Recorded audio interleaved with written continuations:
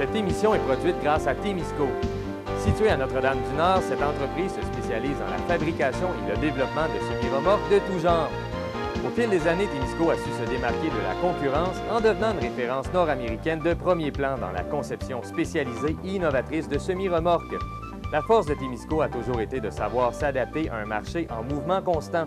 Témisco a choisi de travailler directement avec ses clients et d'être à l'écoute de leurs besoins. Ces dernières réalisations, équipements pour le transport de tours et de pales d'éoliennes, des fardiers conçus pour une charge de 70 tonnes jusqu'à 100 tonnes, des remorques à courroie conçues pour le transport de minerais, pierres, sable, asphalte et autres. Témisco adresse ses remerciements les plus sincères à tous ses collaborateurs. Merci à tous nos employés, merci à tous nos clients, merci à tous nos fournisseurs. Merci à tous ceux et celles qui, de près ou de loin, ont participé au succès de Témisco. Témisco, à la mesure de vos besoins. Cette semaine, à Infotémis, 30 ans d'existence pour la salle de quilles de Roulier et vernissage des nouvelles expositions à la Galerie du Rift. Bonjour mesdames et messieurs, bienvenue à Infotémis. La journée du 10 mars dernier en a été une bien particulière pour les propriétaires de la salle de quilles de Roulier, André et Gisèle Bélanger. Cette journée marquait la fin de la saison régulière des joutes de quilles et la fin des activités pour cette salle de quilles qui a fait bouger ses adeptes pendant 30 ans.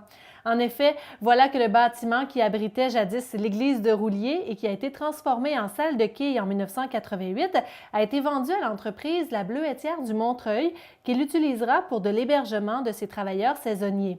Nous avons rencontré les propriétaires, André et Gisèle Bélanger. C'est un rêve de jeunesse, peut-être pas de posséder moi-même une salle de quilles, mais j'avais été début des années 60 à Montréal me suivre un cours de mécanique, puis j'avais été jouer au quilles. C'était populaire dans ce temps-là à la télévision. Comme on dit, pogner la bosse de ça. Là. Fait que, après ça, est arrivé par ici, les salles de quilles ont commencé à se construire au Témiscamingue. Fait que j'ai été joué les années que ça a fonctionné, tout d'un coup ça a presque tout fermé. Fait que là, avec les années, le projet de salle de quilles est tombé à l'eau d'une manière, mais là, avec la vente de l'église, ça m'a fait comme un flash. Fait que ils ont mis ça en vente à Rouen, Monseigneur. Fait que là, j'ai soumissionné. Puis, ma demande a été acceptée le deuxième coup. Fait que là, de fil en aiguille, comme on dit, là, j'ai des informations sur les coûts de tout ça, puis toute la patente. Puis c'était plus cher que je pensais. Obligé d'agrandir aussi. C'était pas assez long, la bâtisse. Finalement, on est venu à bout de faire de quoi dans quelques années là, d'ouvrage. On est venu à bout de faire de quoi qui a fonctionné 30 ans. Les plus grands défis, tant qu'à moi, ça a été la construction et le financement. Trouver le financement, ça n'a pas été facile. L'année exacte que j'ai acheté, ça devrait être en 85 ou 86. 85. 5 ou 6, je n'ai pas, longtemps que je n'ai pas vérifié mon contrat. Mais par contre, c'est sûr que l'année d'ouverture, je le sais, 88, printemps 88. 15 avril 88. Mais je sais que j'ai travaillé environ 2 hivers là-dedans, là, pour modifier. Il faut obligé de plafonner, puis tout isoler, puis... Il n'y avait aucune isolation intérieure. C'était sur les blocs de ciment en dedans. Donc la première affaire, tout en faisant des murs en bois, on isole un peu. Pour là où je fais chauffer dehors. Puis aussi faire un plafond, parce que c'est une église... La voûte avait environ, c'est 20 quelques pieds de haut. Fait que là, baisser ça en 9-10 pieds. Le deuxième hiver, ben là, c'était plutôt encore un peu d'ouvrage, mais c'est surtout là, la compagnie qui venait installer les allées de quai, tout l'équipement.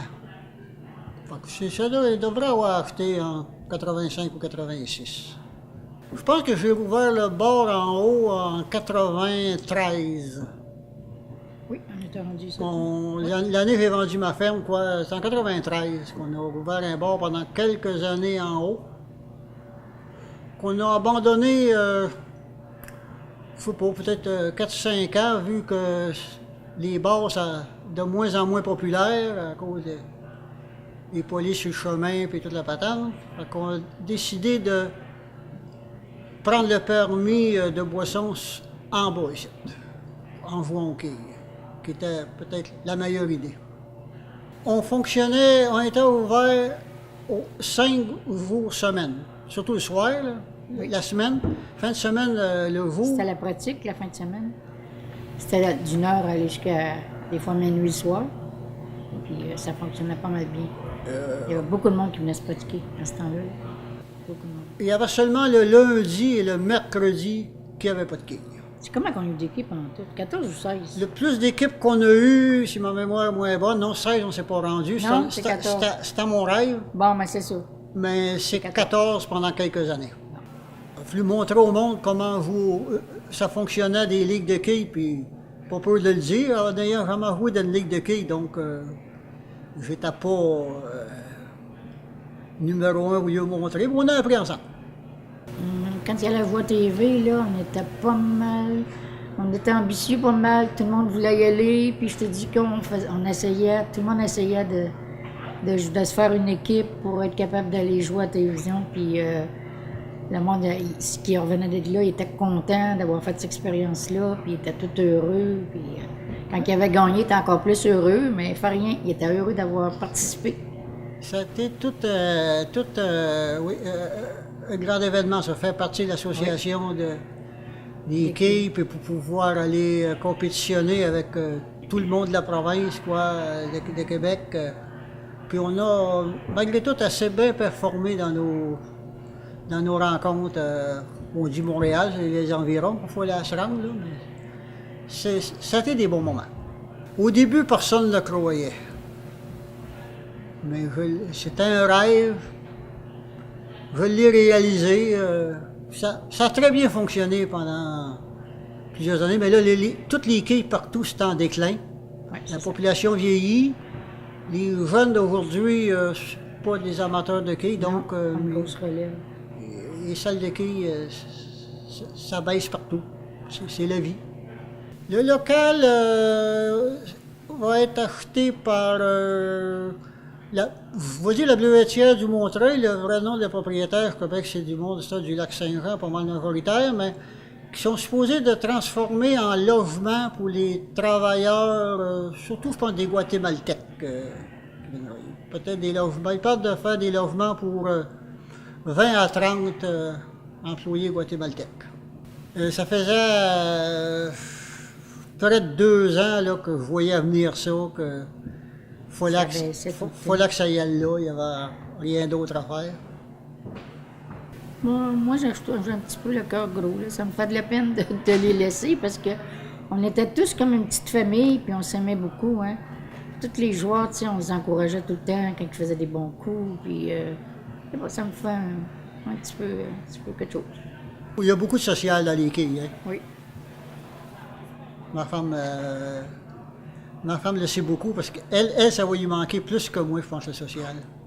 Oui, parce que moi, je ne conduis pas, fait que je me dis, bon, je ne verrai plus.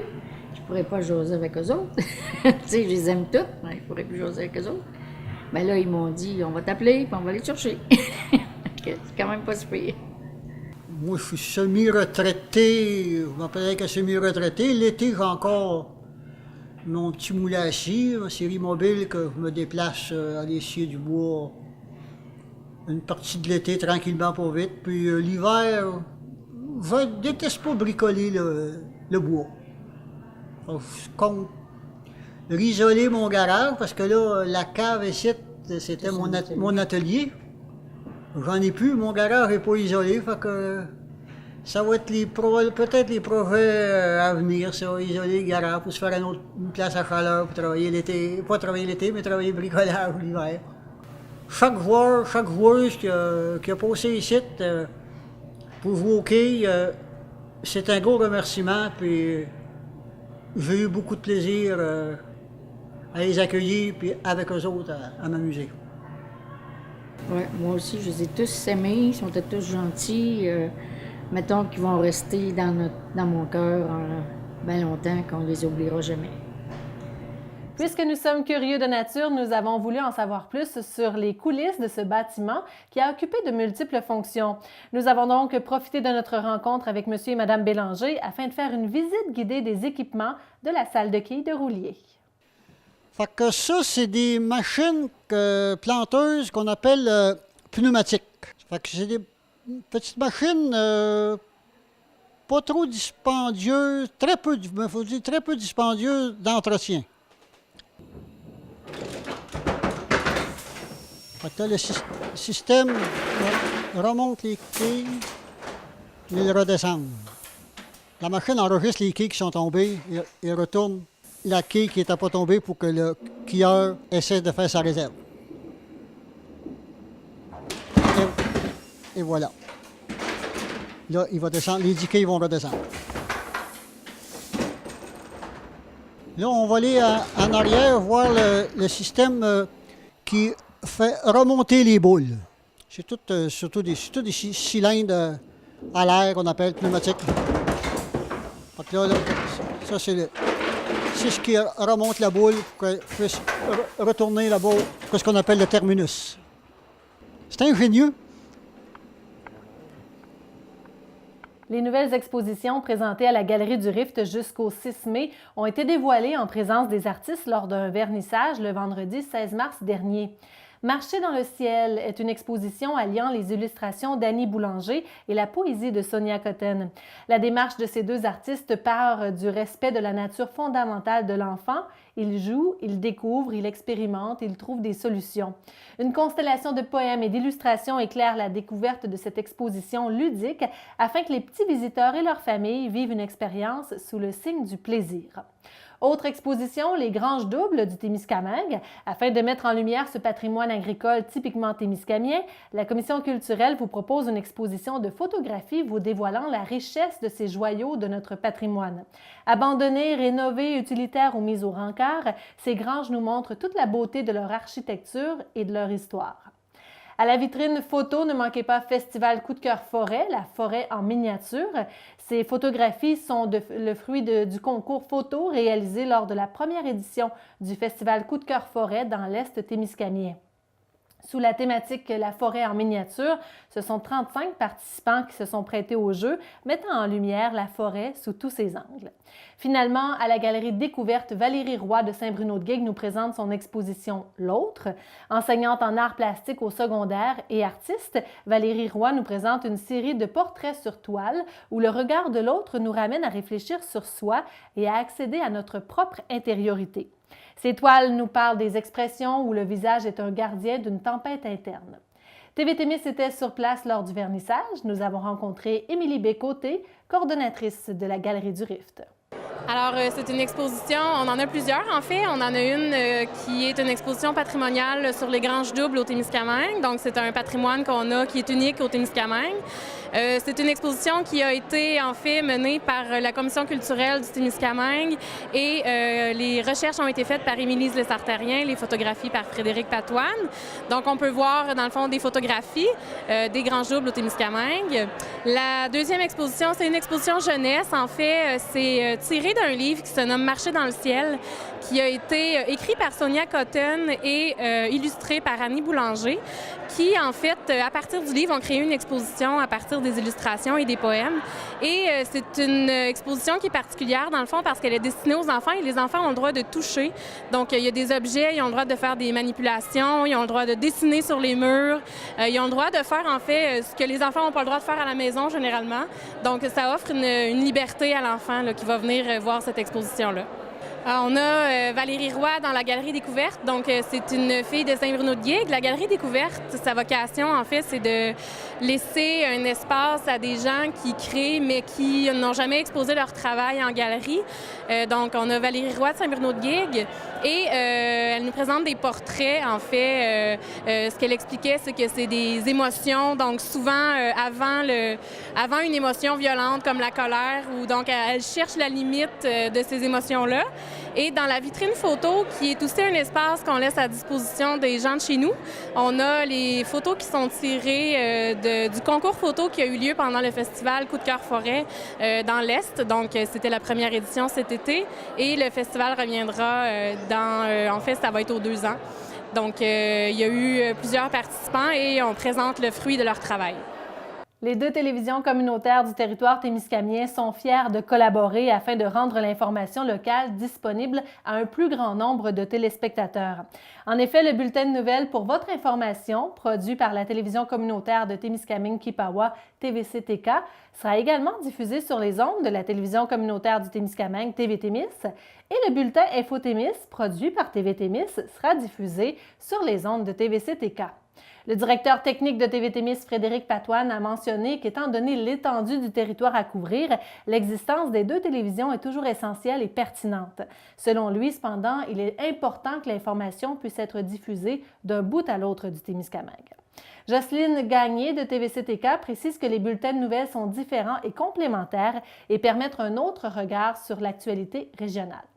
Pour les citoyens qui ne sont pas abonnés au câble, notez qu'il est possible de visionner les bulletins de nouvelles de chacune des télévisions communautaires sur leur site Internet respectif, temis.tv ou encore tvctk.com. Émilise Lessard-Terrien, originaire du Témiscamingue, se porte candidate à l'investiture de Québec solidaire dans la circonscription de Rouyn-Noranda-Témiscamingue. Tel que décrit par la journaliste Tania Neveu de ICI Radio-Canada, l'organisation cherchait une relève à Guy Leclerc, candidat dans cette circonscription dans les 3 dernières élections provinciales. Émilise Lessard-Terrien, âgée de 26 ans, s'implique depuis plusieurs années au Témiscamingue. Elle est entre autres conseillère municipale à Duhamel-Ouest. Elle affirme être profondément témiscamienne de cœur et rurale par-dessus tout, mais sait aussi reconnaître la valeur de Rouyn-Noranda pour sa vitalité culturelle et ses institutions, lieux où elle a travaillé et étudié. Québec solidaire avait terminé 4e avec près de 12 % des votes aux dernières élections en 2014. L'investiture du candidat pour Québec solidaire dans Rouyn-Noranda-Témiscamingue aura lieu le 24 avril prochain. Selon les informations de Tania Neveu sur le site Internet de Radio-Canada, la MRC de Témiscamingue lancera un 4e affichage pour combler le poste de greffier au sein de son équipe. Depuis 2016, la MRC tente de combler ce poste sans succès. Elle souhaite accueillir au sein de son équipe un avocat ou un notaire pour lui prêter main forte. L'expertise d'un greffier devient essentielle dans plusieurs dossiers qui renferment des règles et procédures précises. La directrice générale de la MRCT, Lynne Gironne, a expliqué, et je la cite, « En 2016, il y a eu un exercice de réorganisation administrative. Un besoin avait été identifié au niveau de la MRC d'avoir une ressource qui avait une expertise au niveau juridique. Le milieu municipal est tellement encadré par des lois et des réglementations, donc c'est quelque chose qu'on voulait développer au niveau de la MRC et rendre l'expertise disponible pour les municipalités locales. » Fin de la citation de Mme Gironne. La députée néo-démocrate d'Abitibi-Témiscamingue, Christine Moore, a assisté à la 62e session de la Commission de la condition de la femme des Nations unies à New York et a participé à une session de l'Union interparlementaire portant sur les femmes et la ruralité le 13 mars dernier. Selon les informations recueillies par le journaliste de La Frontière Thierry Denoncourt, Christine Moore y est intervenue pour expliquer les réalités vécues par les femmes en milieu rural dans sa vaste circonscription. Elle a déploré que les services gouvernementaux se soient grandement erronés depuis les réformes de l'époque Harper, autant à Service Canada qu'à l'Agence du revenu. Elle et son équipe ont porté assistance à plusieurs femmes et familles en lien avec les allocations familiales. En 2017, ce sont plus de 70 000 $ qui ont été récupérés pour des citoyens de la région. L'ennui, c'est que les services ne sont plus disponibles que par téléphone ou Internet depuis les coupures. De plus, les fonctionnaires n'offrent plus d'assistance comme auparavant. Le bureau de la députée ne dispose pas de ressources nécessaires pour répondre non plus à tous les besoins. plusieurs personnes ne disposent pas des connaissances technologiques requises pour accéder aux services gouvernementaux. Elle s'est désolée que ces budgets de comté ne soient pas suffisants pour combler les milliers de dollars coupés. Elle a déploré que le gouvernement libéral n'ait pas agi pour corriger la situation difficile engendrée par les conservateurs. Après plusieurs années de travail de sensibilisation et de prévention dans le milieu, le CALAX du Témiscamingue offre maintenant des services gratuits et confidentiels d'intervention et d'accompagnement auprès des femmes et adolescentes victimes d'agressions à caractère sexuel et à leur entourage. Rappelons que le CALAX du Témiscamingue offre depuis 2013 des services de prévention et de sensibilisation à la population en général et aux étudiants des écoles secondaires de notre région. Il est aussi l'organisme responsable de la table de concertation en agression à caractère sexuel au Témiscamingue. Depuis sa fondation, il avait également comme mandat d'offrir des services d'intervention et d'accompagnement, mais il ne pouvait pas le faire faute de financement suffisant. Suite à la vague de dénonciations d'agressions à caractère sexuel envers des personnalités connues au Québec, la ministre de la Condition féminine du Québec, Hélène David, a annoncé en octobre 2017 un plan d'urgence de 1 million de dollars pour soutenir les centres d'aide et de lutte contre les agressions à caractère sexuel, les CALAX, dans l'aide directe qu'ils offrent aux victimes de violences sexuelles. Le CALAX du Témiscamingue a reçu 11 900 $ de ce fonds d'aide et une subvention de 24 000 $ du programme de soutien aux organismes communautaires. Grâce à ces montants, ainsi qu'au soutien et au travail acharné du Centre de femmes du Témiscamingue, de la Maison d'hébergement L'Équinoxe et de la table de concertation contre les agressions à caractère sexuel du Témiscamingue, le CALAX du Témiscamingue peut se permettre d'offrir un service d'intervention et d'accompagnement aux femmes et aux filles victimes d'agressions à caractère sexuel et à leur entourage.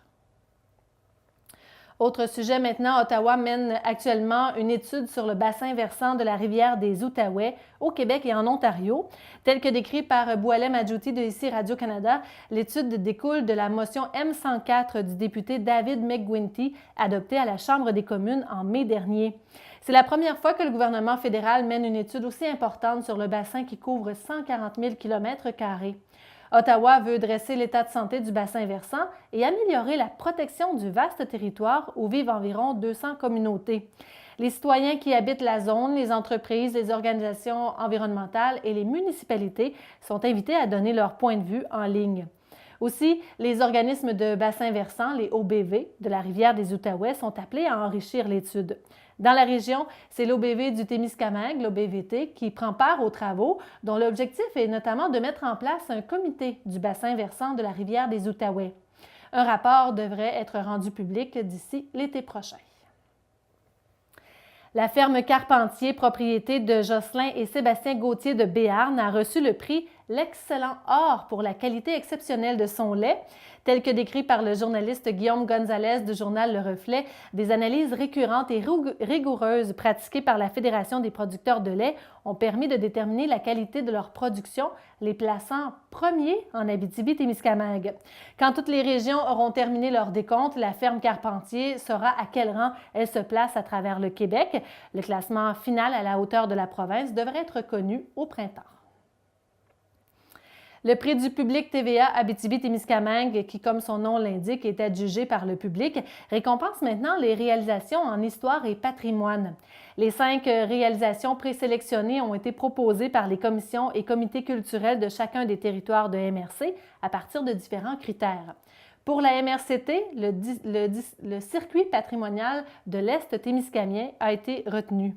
Des capsules sont donc diffusées sur les ondes de TVA Abitibi-Témiscamingue jusqu'au 25 mars, ainsi que sur le site Internet de Cultura. Le public peut voter en ligne sur le site de TVA Abitibi-Témiscamingue. Des bulletins de vote sont également disponibles dans les bibliothèques du réseau Biblio.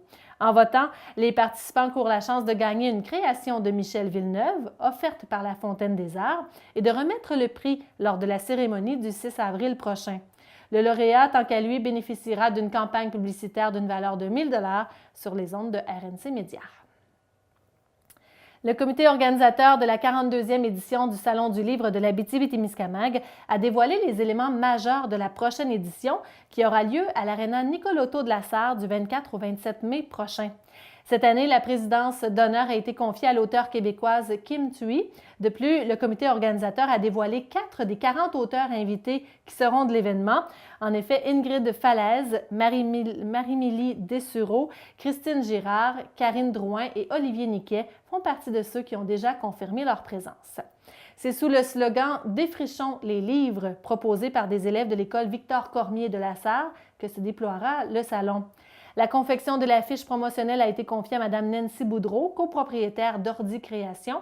On y démontre l'importance de l'engagement de la communauté dans le développement de la jeunesse, présentant l'enfant comme une terre en friche, disposée à s'ouvrir au monde et à apprendre.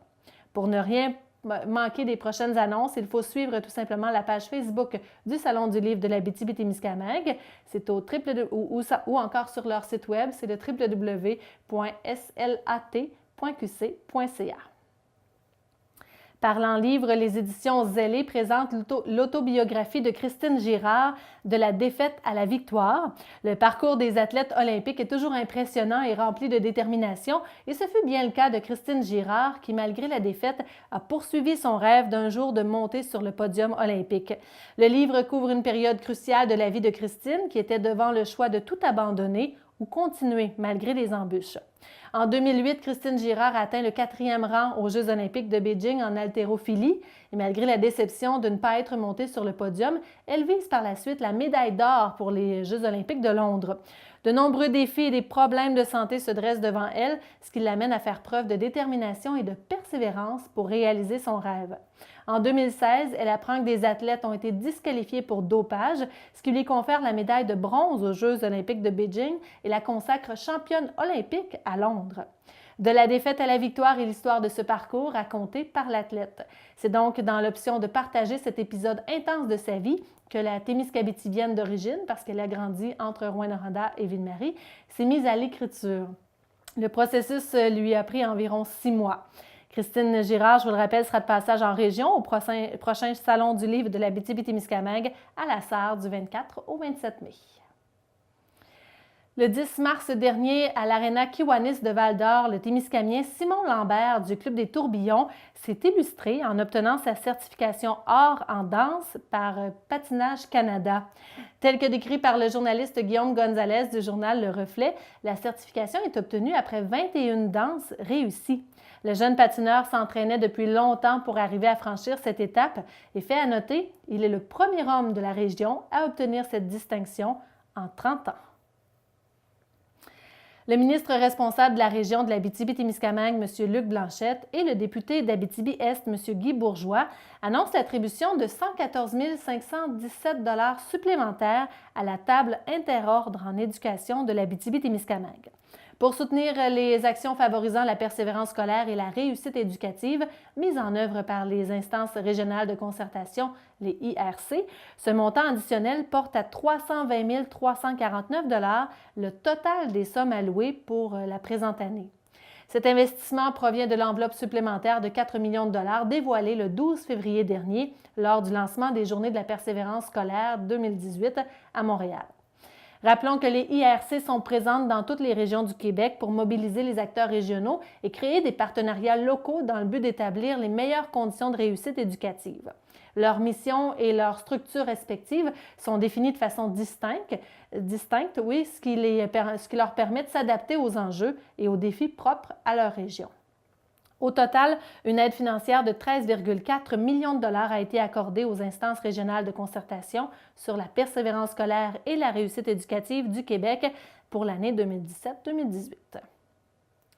Selon les détails obtenus par le journaliste Guillaume Gonzalez du journal Le Reflet, la communauté de Long Point First Nation de Winoway a célébré un powwow les 10 et 11 mars dernier.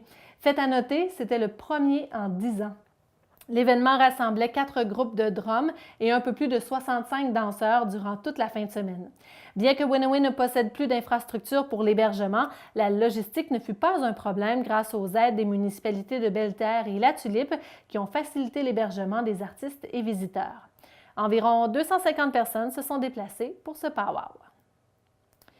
Après une première édition couronnée de succès en 2015, l'Association forestière de l'Abitibi-Témiscamingue revient à la charge avec la présentation de son événement Porte ouverte sur notre forêt. Plus de 50 exposants de tous les horizons forestiers seront réunis pour faire découvrir les 1001 facettes de notre forêt lors de cet événement régional majeur. Ça aura lieu le 12 mai prochain à Amos. Vous avez toujours rêvé de conduire une abatteuse multifonctionnelle? Vous aimeriez vous initier aux plantes comestibles? Vous préférez essayer le tir à l'arc? Il sera possible de faire tout ça et beaucoup plus. La journée porte ouverte sur notre forêt permettra de faire l'essai de petites et de grosses machines forestières, de participer à divers ateliers et d'en apprendre davantage sur la diversité des activités liées à la forêt. Ce deuxième rendez-vous des portes ouvertes sur notre forêt se déroulera donc sur un nouveau site spécialement conçu pour l'événement, à côté de l'aéroport d'Amos, sur le chemin de la Pépinière. Découvertes et plaisirs seront au rendez-vous de cette journée unique et gratuite pour toute la famille. Suivez la page Facebook de l'événement pour avoir tous les détails. Portes ouvertes sur notre forêt. Et voilà ce qui complète InfoTémis pour cette semaine. Au nom de toute l'équipe, je vous invite à visiter notre site web temis.tv pour avoir tous les détails sur notre programmation. Et n'oubliez pas aussi notre télébingo hebdomadaire les mercredis dès 18h. Merci d'avoir été là. À bientôt.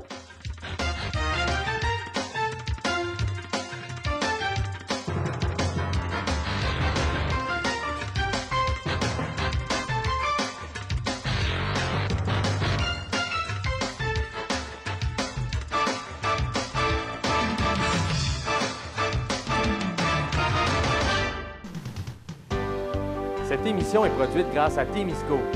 Située à Notre-Dame-du-Nord, cette entreprise se spécialise dans la fabrication et le développement de semi-remorques de tout genre. Au fil des années, Témisco a su se démarquer de la concurrence en devenant une référence nord-américaine de premier plan dans la conception spécialisée et innovatrice de semi-remorques. La force de Témisco a toujours été de savoir s'adapter à un marché en mouvement constant. Témisco a choisi de travailler directement avec ses clients et d'être à l'écoute de leurs besoins. Ces dernières réalisations, équipements pour le transport de tours et de pales d'éoliennes, des fardiers conçus pour une charge de 70 tonnes jusqu'à 100 tonnes, des remorques à courroie conçues pour le transport de minerais, pierres, sable, asphalte et autres. Témisco adresse ses remerciements les plus sincères à tous ses collaborateurs. Merci à tous nos employés, merci à tous nos clients, merci à tous nos fournisseurs. Merci à tous ceux et celles qui, de près ou de loin, ont participé au succès de Témisco. Témisco, à la mesure de vos besoins.